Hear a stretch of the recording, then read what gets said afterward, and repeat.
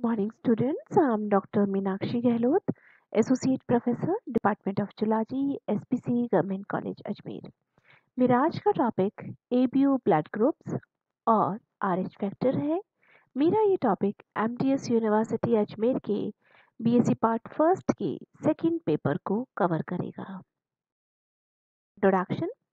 Blood जो है हमारे ह्यूमन बीइंग का एक बहुत ही इम्पॉर्टेंट लिक्विड टिश्यू है और बिना उसके हम सरवाइव नहीं कर सकते। तो बहुत बार ऐसी सिचुएशन आती है कि ब्लड के जो ट्रांसफ्यूजन है किस तरह से एक मनुष्य से दूसरे मनुष्य में दिया जाना है। तो इस तरीके से हमें बेसिक कॉन्सेप्ट समझना होगा कि क्या सब मनुष्य में एक जैसा ब्लड होता है, उनकी अगर ग्रुपिंग है सब डिफरेंट है तो किस तरह से वो काम करते हैं। तो सबसे पहले जब ब्लड ट्रांसफ्यूजन का रिस्क बढ़ा तो साइंटिस्ट थे लैंडस्टीनर, कार्ल लैंडस्टीनर, जिन्होंने ब्लड ग्रुप को ह्यूमन के जो मेजर ग्रुप्स हैं उनको आइडेंटिफाई किया था 19वीं सदी में। अब ये जो है तब तक फिजिशियन नहीं जानते थे कि अगर किसी को भी ब्लड चढ़ाते हैं दूसरे का तो किसी की डेथ क्यों हो जाती है या फिर उसके अंदर कॉम्प्लिकेशंस क्यों हो जाते हैं। तो हमें बेसिक कॉन्सेप्ट को समझना होगा कि किस तरह से ये ब्लड ट्रांसफ्यूजन हो सकता है और ब्लड के टाइप्स किस तरह से आइडेंटिफाई हम कर सकते हैं। ब्लड के टाइप्स को समझने के लिए हमें सबसे पहले समझना पड़ेगा कि ब्लड का जो कॉम्पोजिशन है, आरबीसी जो है, जो कि मेजर कंपोनेंट है ब्लड का, उनकी जो ब्लड सेल्स हैं उनके ऊपर क्या होता है, एक प्रोटीन की प्लाज्मा मेम्ब्रेन होती है और इस प्लाज्मा मेम्ब्रेन पर प्रोटीन के बने हुए एंटीजेंस होते हैं। और ये जो एंटीजेंस हैं ये जो है अपनी बॉडी के उसको पहचानते हैं जिसे हम सेल्फ के नाम से जानते हैं और ये खुद को ना डिफेंसिव उसकी तरह काम करते हैं जिससे कि हम एक स्पेसिफिक रिएक्शन को ये शो करते हैं। अब हमें ये देखना पड़ेगा आरबीसी जो है उसके अंदर जो एंटीजेंस होते हैं उसे आइसो एंटीजेंस के नाम से जानते हैं और ए ग्लूटोजेंस के नाम से भी उन्हें जाना जाता है। और जो एंटीबॉडीज़ जो होती हैं वो होती हैं वाई शेप्ड एंटीबॉडीज़ होती हैं जो बॉडी के अंदर बनती हैं और ये जो एंटीबॉडीज़ होती हैं इन एंटीजन के साथ रिएक्ट करती हैं और इस रिएक्शन को हम एग्लूटिनेशन के नाम से जानते हैं। और जब ये दोनों एंटीजन एंटीबॉडी रिएक्शन होती है तो ये जो एग्लूटिनेशन होता है जिसे हम ब्लड की क्लम्पिंग के नाम से जानते हैं, क्लम्प बन जाता है। इस तरीके से जो आरबीसी के अंदर हीमोलाइसिस हो जाता है अगर प्रॉपर जिसको जो ब्लड देना है वो नहीं दिया जाता तो एग्लूटिनेशन का प्रोसेस हो जाता है। अब हम टाइप्स की बात करते हैं कि ब्लड ग्रुप्स के टाइप्स। तो फर्स्ट हम डिस्कस कर रहे हैं एबीओ ब्लड ग्रुप्स। एबीओ जो ब्लड ग्रुप है उसके अंदर 3 लेटर हैं ए और बी, है ना। लेकिन इसके अंदर जो एंटीजेंस हैं वो 2 ही तरह के हैं, ए और बी एंटीजेंस। ठीक है, उसी से हम इनके ग्रुप्स को आइडेंटिफाई करेंगे। तो ये जो एबीओ ब्लड ग्रुप के नाम से हम इसे जानते हैं इसके अंदर 2 एंटीजेंस हैं, ए और बी। अब हमें इसके अंदर टोटल 4 तरह के ब्लड ग्रुप्स हैं। देखिए अपने पास 4 तरह के ब्लड ग्रुप्स कौन से हैं। ए ब्लड ग्रुप है, दूसरा है हमारे पास, फर्स्ट है हमारे पास ए ब्लड ग्रुप, दूसरा है बी ब्लड ग्रुप, तीसरा है ए बी ब्लड ग्रुप और चौथा है ओ ब्लड ग्रुप। ठीक है, और इन चारों को हम कॉमन एबीओ ब्लड ग्रुप के नाम से जानते हैं। अब यहाँ पर देखिए ए जो ब्लड ग्रुप है उसके अंदर ए एंटीजन प्रेजेंट होता है, बी जो ब्लड ग्रुप है उसके अंदर बी एंटीजन प्रेजेंट होता है और ए बी जो ब्लड ग्रुप है उसके अंदर ए और बी दोनों एंटीजेंस होते हैं। और ओ जो ब्लड ग्रुप है जो कि हम कहते हैं कि ओ ब्लड ग्रुप जो है बहुत रेयर होता है, तो उसमें देखिए उसमें ना ए और ना बी दोनों तरह के एंटीजन नहीं होते हैं। ओ यानी बिल्कुल किसी भी तरह के एंटीजन नहीं है। तो सबसे पहले हमें समझने की ज़रूरत है जो आरबीसी है, आरबीसी पर जो स्पेसिफिक प्रोटीन्स हैं, ठीक है। तो ए जो ब्लड ग्रुप है उसके अंदर ए प्लाज्मा जो मेम्ब्रेन है वहाँ पर ए एंटीजन प्रेजेंट होगा, बी ब्लड ग्रुप में बी एंटीजन प्रेजेंट होगा, ए बी में ए और बी दोनों एंटीजन प्रेजेंट होंगे, और ओ जो ब्लड ग्रुप है उनकी आरबीसी में किसी भी तरह के एंटीजन प्रेजेंट नहीं होंगे। तो इसके अंदर आपको एक बेसिक कॉन्सेप्ट, अब यहाँ पर हम टेबल के अंदर देख सकते हैं ब्लड, यहाँ पर रेड ब्लड सेल के टाइप, इसमें ए एंटीजन अपने को दिखाई दे रहा है, इसमें बी एंटीजन, यहाँ पर ए और बी दोनों एंटीजन, और यहाँ पर ओ एंटीजन, यानी कि कोई भी एंटीजन यहाँ पर नहीं प्रेजेंट है ओ ब्लड ग्रुप में। ए बी के अंदर ए और बी दोनों है, बी के अंदर सिर्फ बी टाइप का है और ए में सिर्फ ए टाइप का। अब हम देखते हैं इनके अंदर एंटीबॉडीज कौन सी है। ए ब्लड ग्रुप के अंदर एंटीबॉडी किस तरह की है। अब देखिए ए जो ब्लड ग्रुप है उसके अंदर एंटी बी एंटीबॉडीज प्रेजेंट होती हैं, और बी ब्लड ग्रुप में एंटी ए एंटीबॉडीज प्रेजेंट होती हैं, यानी कि ए ब्लड ग्रुप के खिलाफ एंटीबॉडी इसके अंदर होती है बी के अंदर, और ए बी के अंदर किसी भी तरह की एंटीबॉडी नहीं होती है, और ओ ब्लड ग्रुप में दोनों तरह की एंटीबॉडीज होती हैं, एंटी ए और एंटी बी। तो ये हो गया एंटीबॉडी का स्टेटस। तो इसी के कारण क्लम्पिंग या कोगुलेशन की जो रिएक्शन हमने कहा एंटीजन एंटीबॉडी मिलकर रिएक्शन करती है, तो हमें ये कॉन्सेप्ट को समझना होगा। अब ये आप ये देखिए antigen in red blood cell, इसमें ए एंटीजन, इसमें बी एंटीजन, ए और बी, और यहाँ पर कोई भी एंटीजन नहीं। अब ये देखिए ब्लड ग्रुप का, आप यहाँ पर ब्लड टाइप कंपेटेबल, अगर कभी किससे हमें ब्लड ले सकते हैं तो वो हमें यहाँ पर देखना पड़ेगा। ए जो ब्लड ग्रुप है वो ए और ओ ब्लड ग्रुप से ले सकता है, बी जो है बी और ओ ब्लड ग्रुप से ले सकता है, ए बी जो है वो ए से ले सकता है, बी से ले सकता है, ए बी से ले सकता है और ओ से ले सकता है, यानी ये चारों ब्लड ग्रुप से ले रहा है, इसीलिए हम इसे यूनिवर्सल रेसिपिएंट के नाम से जानते हैं। तो यूनिवर्सल रेसिपिएंट कौन है, ए बी, ठीक है। और ये हम इमरजेंसी सिचुएशन की बात कर रहे हैं, और छोटे मोटे और कॉम्प्लिकेशंस होते हैं कि अपन सिर्फ ए बी है तो ए बी ब्लड ग्रुप को ही हम देखते हैं, लेकिन किसी भी सिचुएशन में हम इसको ले सकते हैं। अब आप देखिए ओ जो ब्लड ग्रुप है यहाँ पर सिर्फ ओ से ही ले सकता है, और ओ जो है वो यूनिवर्सल डोनर है। ओ देखिए हर किसी को दे रहा है, यहाँ पर भी दे रहा है, यहाँ पर भी दे रहा है, यहाँ पर भी दे रहा है, और खुद को ओ को भी दे रहा है। तो यूनिवर्सल डोनर कौन सा ग्रुप हो गया, ओ ग्रुप हो गया, और यूनिवर्सल रेसिपिएंट कौन सा ग्रुप है, ए बी ग्रुप। अब हम यहाँ पर देखते हैं इसमें किस तरह से एंटीजन और एंटीबॉडी का टेबल किस तरह से प्रेजेंट होता है और उसका जीनोटाइप क्या होता है। ए जो ब्लड ग्रुप है उसके अंदर ए एंटीजन प्रेजेंट होता है और एंटीबॉडी एंटी बी प्रेजेंट होती है, और जीनोटाइप अगर हम देखें किस तरह का जीन्स होगा तब ब्लड बनेगा, तो इसमें कैपिटल ए और कैपिटल ए और जीरो, किसी भी तरह का जीन नहीं इसके कंपैरिजन में, तब हमारे पास ए ब्लड ग्रुप बनेगा।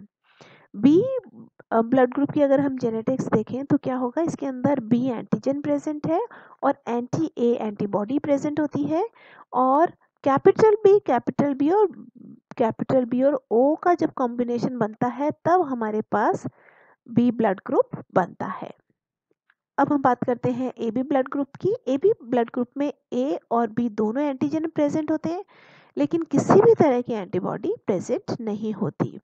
और यहाँ पर देखिए जीनोटाइप जो होगा वो ए और बी जीन से ये मिलकर बनेगा। अब यहाँ पे हम बात करते हैं लास्टली ओ ब्लड ग्रुप की। ओ ब्लड ग्रुप में किसी भी तरह के एंटीजन नहीं है, लेकिन इनके अंदर एंटी ए और एंटी बी दोनों तरह की एंटीबॉडीज प्रेजेंट है, और इसमें जो जीनोटाइप है वो डबल ओ, यानी किसी भी तरह का जो स्पेसिफिक जीन है वो इसमें प्रेजेंट नहीं होता है। अब हम देखते हैं ब्लड टाइप की कंपैटिबिलिटी जो हमने पहले डिस्कस की। अब थोड़ा स्पेसिफिक, क्योंकि पॉजिटिव और नेगेटिव दोनों तरह के ग्रुप्स होते हैं जिसमें रिसस फैक्टर पॉजिटिव और नेगेटिव शो कर रहा है रिसस फैक्टर को, जो हम लेटर इसको डिस्कस करेंगे। अब यहाँ पे देखिए, ए पॉजिटिव जो ब्लड ग्रुप है वो ए पॉजिटिव और ए बी पॉजिटिव को दे सकता है, और ले सकता किससे है, ए पॉजिटिव से, ए नेगेटिव से, ओ पॉजिटिव से और ओ नेगेटिव से ये ले सकता है।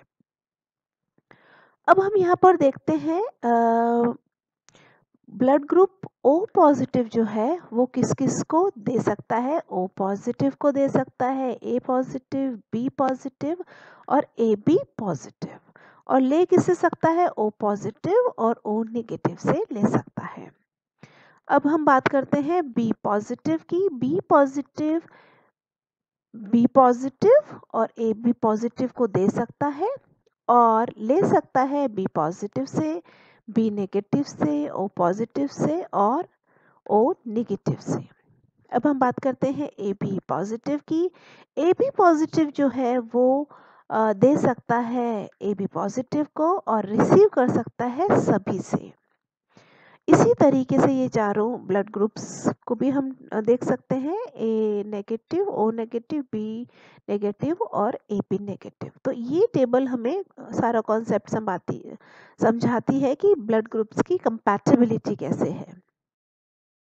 यहाँ पर अब हम देख सकते हैं कि किस तरह से अगर हमें मदर का ब्लड टाइप्स पता है, फादर का ब्लड टाइप पता है, तो बच्चों में किस तरह के ब्लड टाइप हो सकते हैं, तो हम इस टेबल के अंदर देख सकते हैं। और अगर मदर का ब्लड टाइप हमें पता है और बच्चे का ब्लड टाइप पता है, तो हम फादर के ब्लड टाइप को भी आइडेंटिफाई कर सकते हैं। तो ये एक टेबल है जिसे कि हम आइडेंटिफाई कर सकते हैं एक क्रिस क्रॉस। जैसे एक एग्जांपल हम देखते हैं, अगर मदर का ब्लड ग्रुप ए है, फादर का ब्लड ग्रुप ए है, तो इसके अंदर बच्चे का जो ब्लड ग्रुप होगा वो क्या होगा, ए और ओ होने के चांसेस हैं। मदर का अगर बी ब्लड ग्रुप है, फादर का ए ब्लड ग्रुप है, तो बच्चे की प्रोबेबिलिटी बनती है A blood group, B blood group, A B blood group और ओ। यानी यहाँ पर चारों प्रोबेबिलिटी बन जाती है जब बी और ए ब्लड ग्रुप के पेरेंट्स हैं। अगर मदर ए बी है और फादर ए है, तब हमारे पास A blood group, B blood group और ए बी ब्लड ग्रुप बन सकता है, ओ नहीं बन सकता है हमारे पास, क्योंकि यहाँ पर दोनों जीन्स आ गए हैं, तो किसी भी सूरत में ओ ब्लड ग्रुप नहीं होगा बच्चे का। अगर मदर का ओ ब्लड ग्रुप है, फादर का ए है, तो ए या ओ दो तरह के ही ब्लड ग्रुप हो सकते हैं। तो ये सारी की सारी इस तरीके से कंपैटिबिलिटी टेबल हम देख सकते हैं कि कैसे एक को हमें पता है तो हम दूसरे का ब्लड ग्रुप, दो का हमें पता है तो हम तीसरे का ब्लड ग्रुप पता कर सकते हैं। दूसरे आरएच ब्लड ग्रुप्स की बात करते हैं। आरएच ब्लड ग्रुप जो है वो भी आरबीसी के अंदर एक एंटीजन होता है, जिसके कारण इसे इसका नाम दिया गया है। और ये जो आरएच जो नाम दिया गया है वो सबसे पहले ये जो एंटीजन था रीसस मकाक मंकी जो होता है उनके अंदर देखा गया था, इसी कारण इसे आरएच फैक्टर नाम दिया गया है।